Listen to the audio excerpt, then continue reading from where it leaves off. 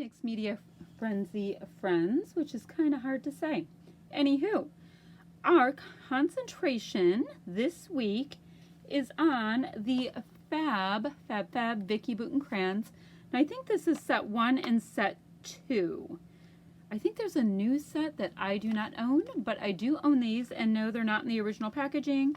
They're just in these handy dandy little crayons. So I want to use this paper right here. It is a Fab paper from, I think it's, yes, Jen Hadfield, and it's called Home Sweet Home, and it has cute little houses. They're so cute. Black and white. I love black and white. And the photo I'm going to use is this right here. This is my oldest daughter and her boyfriend, and they are in front of the Bean in Chicago. So I think that is fun. Now, I was thinking I'm going to color in messy coloring, the crayons, and I want to do kind of like this kind of light corally peachy color, as well as work on like teal and navy for some of the houses. Now I'm going to have the photo here-ish, so I'm going to kind of messy color around them and see where it takes me. Now I'm going to have to get, hold on, I'm going to have to get a little palette or a little, let's see, I'm looking for something to color on top of. This will do it. Look, a little plasticky something to color on top of. So I'm going to have to mix some colors for crayons to make sure that they are what I would like. Just going to use a cheapy little paintbrush, not worry about it too much, and I'm going to go for it. So I will see where this takes me. Once I get a couple done, I'll come back and show you how it's going. Okay, I do like the color I have right now for the teal. It is this cute little teal crayon with just a dot of black in it, just to deepen it up a little bit. Usually when you use anything that converts into a wet medium, like, you know, where it gets towards watercolor, it will lighten up. And like I said, I was really kind of feeling like this teal navy blue thing, so I'm going to put a few more of these cute little houses in this color, and then I'm going to come up with some form of a light coral something. And then I'm going to try for more of a navy color after that. But I definitely do like the idea of, remember I said I'm going to have it about here, of using these as cute little watercolors on this background. And it's one of the reasons I like these black and white kind of papers, is because you can customize them to what you want to use. And I really did want to get some of these die cuts used up. Not that I don't want to see them, but I definitely do want them to get a little traction and get some love and get them used up. Okay, so that's what I am doing here. I think I am liking this. And if you look right here, you'll see that I'm not being precious about this. I'm just going ahead and painting it in. If a little bit smears, cool. Doesn't matter to me at all. It's just part of the fun and part of the process. All right, I'm going to try to make a navy and then a peach, and then I'll come right back. All right, here is my ever so simple coloring. I got the teal color I wanted, the navy-ish color. I think it's working pretty well as the little peachy color. And it definitely looks, you know, like homespun, like I did it. I'm going to put the photo here-ish and start building my clusters. I also want to try to get these great little butterflies in, maybe big, going up like that maybe, and use a bunch of these die cuts and see how much of this kit I can use up. I am using a kit, by the way, from Mind the Scrap. It's the October, well, I get all 5 kits, so it's a mixa. So I'm going to try to use that, and it's also my How to Kill a Kit with Style kit. So what else to tell you? Loosely doing a challenge from Scraptastic Inspiration. Using butterflies, I have to do a border around my page using either stamping, stitching, scribbles, doodles, etc. Butterflies, and try to get beautiful in my title, which I do have a title for that. So just like something to kind of push me to make a decision about what I might want to use. So I'm going to go ahead and start creating. I will go ahead and speed up the next parts and do a voiceover, and we're just going to have some fun creating. So let's go.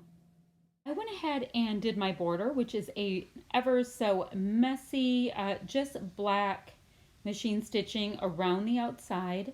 I had black in my machine already, so I'm like, all right, that's the way we're going to do the border. And the machine is just to the right of my desk at all times, ready to go. I'm going to go ahead and use a piece of this black and white gorgeous paper right here, pretty much just to have like a black border. It's a scrap. I've already used this paper on my previous layout. And yeah, it's just giving me a little bit of dark depth, whatever you want to call it. So just for the black. And now I'm going ahead and looking at the other pieces of paper. I like to start with my scraps and go out from there.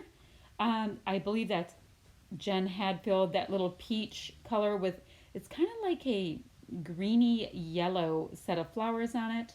And the script paper that you see right there is Cocoa Vanilla, and I have a 6x8 paper block kind of thing. I never remember what they call it because it's not in a paper pad, but it is a block of papers that, you know, I just have in a pouch right now while I'm working my way through this kit. So I'm going to go ahead and use that scrap because I have it and the color is spot on. See how it's like a green yellow on the other side? I really like that color. It's not chartreuse though. It's just kind of a cool color, and it really picks up that autumn vibe really well. Not that this photo has anything to do with autumn vibe. I just am saying I like the color. So now these great butterflies I'm using, they came in a pack of 6. The first set I already used were kind of like more towards the peachy apricot kind of shades, and this set, I mean, it's more of like an aqua kind of a thing with them. So I really like that they had 3 of each, and they're 3 different sizes. It's great design work by the Vicki Boutin group, gang. Yeah, design people. Anywho, so I'm going ahead and auditioning these different pieces on this layout, and you know, I love to do that. So you start putting pieces on, and so often product kind of dictates where you are going to go with your layouts. I find it to be a lot of fun to do it that way. I'm looking through the set of the Vicki Boutin. They're kind of like cardstock stickers. It's a 6x12 or a 12x12 if you fold it out, whatever you want to call it. And you know, I was concentrating on the aquas, the navies, and the peachy coral colors. So that's what the favorite moment piece is for. And now I'm looking for some alphas. The ones I had right there, they were just, I think those were pink paisley, just a little too orange. I'm going to go ahead and pop up this little house piece on a little foam. I already have attached those 2 other sentiment pieces down, and I have them just attached right to the pattern paper. And like I said, that kind of teal, like dark teal house is popped up. I'm going to, yeah, see how like there's the speech bubble there, favorite moment. So some things I'll layer and pop up and all that kind of stuff. You know, the usual thing. Now, the best friends piece right there, I did pop up on some fun foam. These 2 hang out almost every day. I mean, we live like a half mile from each other, both my daughter and her boyfriend. So he is definitely a part of the family, and we see him all the time. I love the depth of the navy beneath the photo. It kind of creates like a heaviness, you know, with those colors that you see right there. I'm using yet more foam and putting the next house piece up. I was mimicking the houses in the background with the choices in this layout. So I thought it kind of worked. So that cute speech bubble that says "Let's get together" is absolutely great. Now the bean is one of those landmarks in Chicago that I've probably scrapbooking 10 different pictures in front of it. We end up going to Chicago, at least one person in my family, every single year. So, and you end up walking by the bean and everybody gets a picture by it, not him, it, and all that kind of thing. It's just one of those things. So I'm deciding where I want to get this that little aqua piece, and I decided I needed a little bit more aqua down on the bottom. I didn't have enough in that sentiment stack that I have right there. Now it's time to try to come up with a title with these very, very limited alphas that I have. So you see there, I did foam alphas in white and then in blue. It's a little hard to see. You can see it perfectly fine in real life. It reads Beautiful Bean, since I was trying to get beautiful in the layout.